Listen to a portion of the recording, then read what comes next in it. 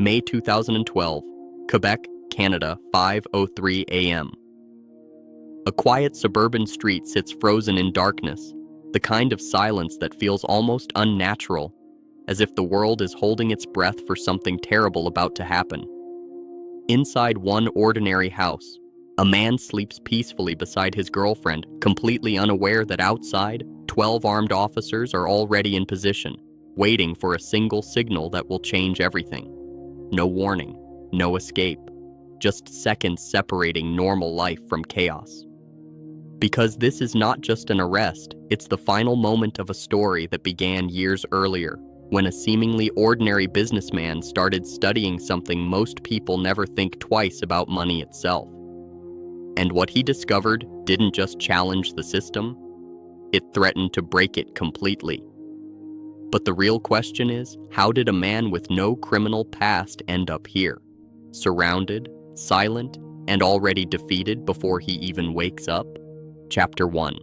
The Raid: Violence Without Warning. The first strike against the door is not just loud, it is violent, explosive, the kind of sound that doesn't just wake you up, but tears you out of sleep and throws you into confusion. The man's eyes snap open, his mind struggling to understand whether he's dreaming or awake, but before he can even move, a second ooter crashes through the house, louder, harder, final. The door doesn't open, it collapses. In an instant, the house is flooded with motion as boots slam against the floor in rapid succession, officers pouring inside like a force that cannot be stopped. Commands echo through the walls, sharp, aggressive, overwhelming. Police! Hands up! Get on the floor! Flashlights blind him, cutting through the darkness and destroying any sense of orientation. His girlfriend screams, a sound filled with pure fear, while hands grab him, dragging him out of bed before his body can even respond. He tries to speak, tries to ask what's happening, but the words never form. Cold metal cuffs snap around his wrists, his face pressed into the floor as his heart pounds uncontrollably, not from guilt, but from shock. This is happening too fast, too violently, too suddenly for it to make sense. But deep inside, beneath the confusion, there is something else. A realization forming that this moment, no matter how unexpected it feels, was never truly impossible. Chapter 2. The Discovery: A Perfect Illusion Exposed. As he lies restrained, powerless to move, the officers don't hesitate or second-guess. They move with precision, as if every step has already been planned long before they entered the house. In the garage, they uncover machines that immediately change the tone of the operation: industrial-grade printing equipment, not something improvised or amateur, but professional, expensive, designed for large-scale output. This isn't a hobby, it's infrastructure. In the basement, the scale becomes undeniable. Stacks of specialized paper fill the space, carefully stored and organized, enough to produce something far beyond small-time crime. Then comes the discovery that shifts everything. In a closet, officers pull out bundles of $20 bills, wrapped tightly, perfectly aligned, too perfect to be random. They begin counting, quickly at first, then faster as the number climbs beyond expectation: hundreds of thousands, approaching $1 million. But something doesn't sit right. The bills are flawless, almost unnaturally consistent, lacking the small imperfections that real money carries through circulation. It's not just cash, it's something constructed, engineered, designed to imitate reality so perfectly that it becomes indistinguishable from it. In that moment, the truth becomes unavoidable.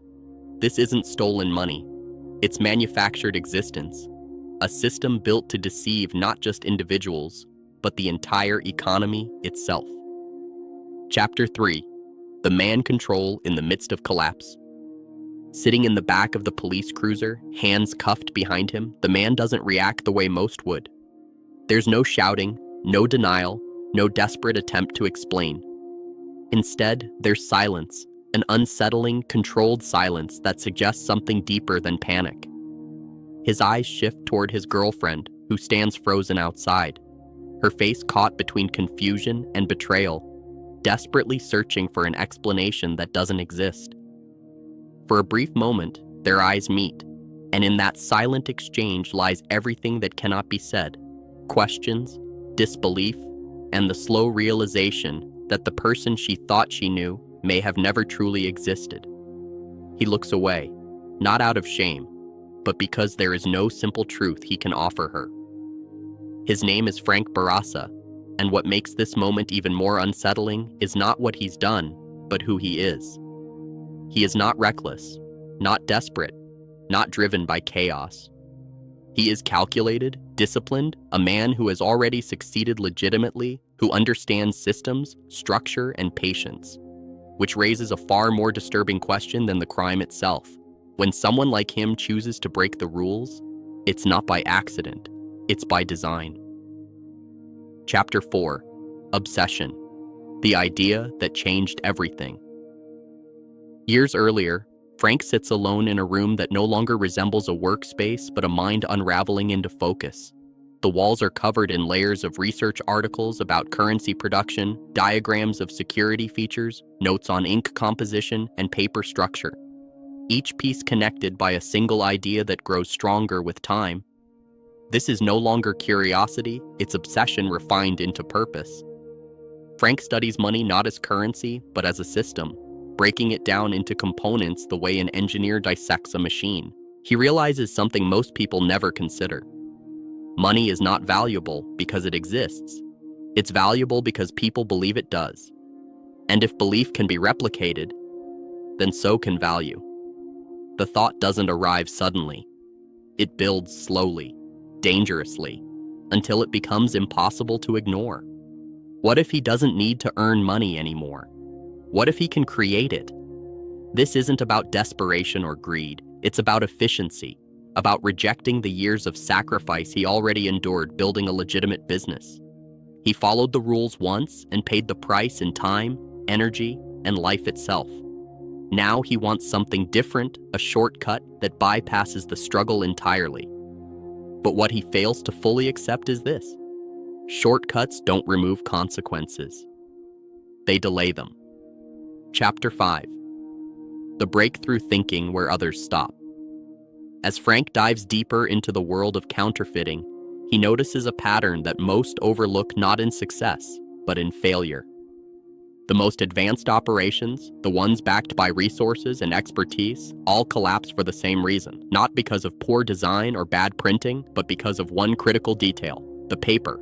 Currency paper is engineered to be impossible to replicate, a precise cotton-linen blend with unique physical properties that machines and materials cannot easily imitate. It doesn't react to light the same way, it doesn't wear the same way, it doesn't feel the same way. And this is where everyone reaches a dead end. They try to copy it, to fake it, to approximate it, but they fail.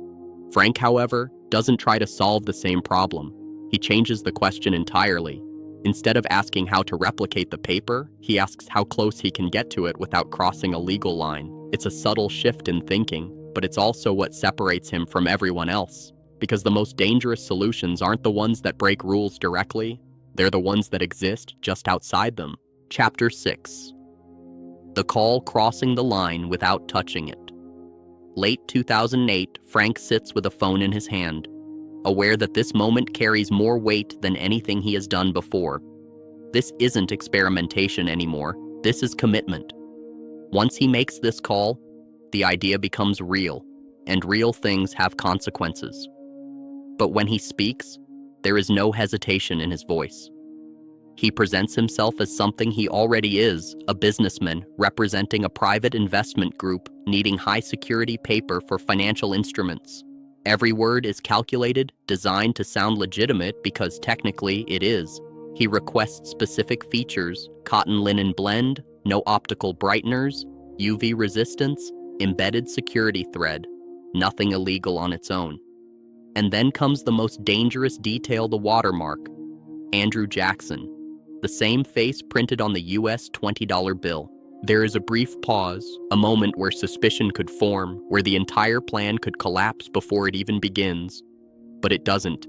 The order is accepted, processed like any other. No alarms, no questions, no consequences yet. And in that quiet, ordinary transaction, Frank achieves something extraordinary.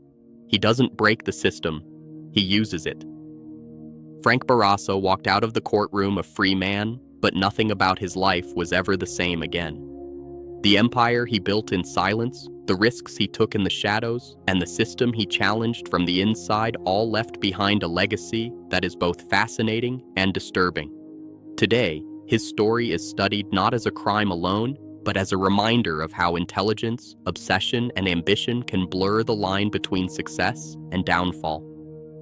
Because in the end, it was never just about money, it was about control, freedom, and the illusion of escaping consequences. If this story surprised you, make sure you like this video so more people can see it, and subscribe for more real-life stories that sound impossible, but actually happened.